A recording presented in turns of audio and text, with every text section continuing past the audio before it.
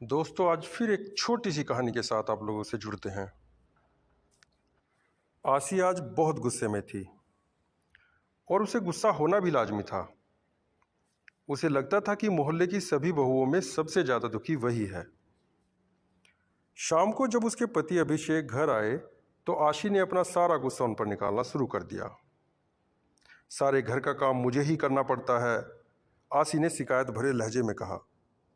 अब देखो ना शर्मा अंकल की बहू को, वो कभी बाहर नहीं निकलती, उसे तो कभी भी बाजार या गली में जाते नहीं देखा। और एक मैं हूँ जो दिन भर कामों में लगी रहती हूँ, स्कूटी लेकर बाजार के चक्कर काटती हूँ और फिर घर आकर खाना भी बनाना पड़ता है। बच्चों की जिम्मेदारी भी मेरी ही है। तुमसे तो इतना भी नहीं होता कि बच्चों की स्कूल डायरी ही चेक कर लो। आशी का गुस्सा थमने का नाम नहीं ले रहा था। अभिषेक चुपचाप खड़े देख रहा था, चेहरे पर एक हल्की मुस्कान लिए, और आशी की बातें सुन रहा था। अभिषेक के इस मजाकिया हाव भाव को देखकर आशी और ज़्यादा भड़क रही थी। अच्छा, मज़े ले रहे हो? मैं यहाँ जल रही हूँ और तुम्हें हंसी आ रही है, आशी ने चिल्लाते हुए कहा। अभिषेक हंसते हुए बोला, यार आशी, तुम्हारी इन बेकार की बातों पर हंसूं नहीं तो क्या करूं? तुम अपनी तुलना शर्मा अंकल की बहू से कर रही हो। तुम्हें पता है कि शर्मा अंकल और आंटी अपनी बहू को घर से बाहर तक नहीं निकलने देते। वो बेचारी बाहर कैसे निकलेगी? तुम शुक्र करो कि तुम्हारे ऊपर ऐसी कोई बंदिश नहीं है। तुम जहाँ मर्जी जा सकती हो, जो मर्जी पहन सकती हो, लेकिन तुम फिर भी संतुष्ट नहीं हो यार। आशी ने झट से जवाब दिया, यह कोई आज़ादी है मेरी? दिन भर बाजारों में घूमती रहो। मुझे भी कभी कभी ये लगता है कि तुम मुझे कोई चीज़ ला कर दो, लेकिन तुमसे तो उम्मीद करना ही बेकार है। इसलिए तो मेरा एक पैर घर में और एक बाहर रहता है। अभिषेक ने जैसे तैसे आशी को मनाया और दोनों ने खाना खाकर सोने का फैसला किया। अगले दिन सुबह आशी किसी काम से बाजार के लिए निकली ही थी कि उसे अचानक आवाज़ आई, दीदी जरा इधर आना। आशी ने पहले इसे अनसुना किया, लेकिन फिर दूसरी बार वही आवाज़ सुनकर उसने देखा कि शर्मा अंकल की बहू खिड़की से उसे पुकार रही है।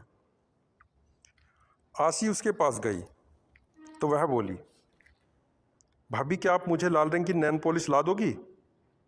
मैंने अपने पति से कहा था, लेकिन उन्होंने समय की कमी के कारण मुझे टाल दिया। आशी ने सहजता से कहा, तो तुम मेरे साथ क्यों नहीं चलती? बाजार घुमाओगी और जो भी सामान चाहिए वो ले लेना, साथ में गोलगप्पे भी खाएंगे। इतना सुनते ही शर्मा अंकल की बहू की आंखों में आंसू आ गए।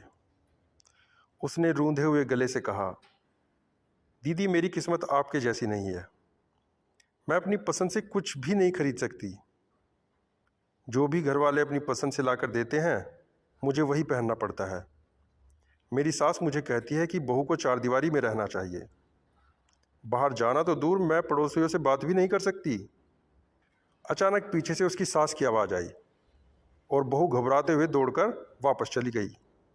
आशी यह सब देखकर सोचने लगी कि किसकी किस्मत ज़्यादा खराब है, उसकी जो बाहर जाकर बाजार और घर के कामों के बीच भागदौड़ करती है, या शर्मा अंकल की बहू जिसे घर से बाहर निकलने ही दिया नहीं जाता।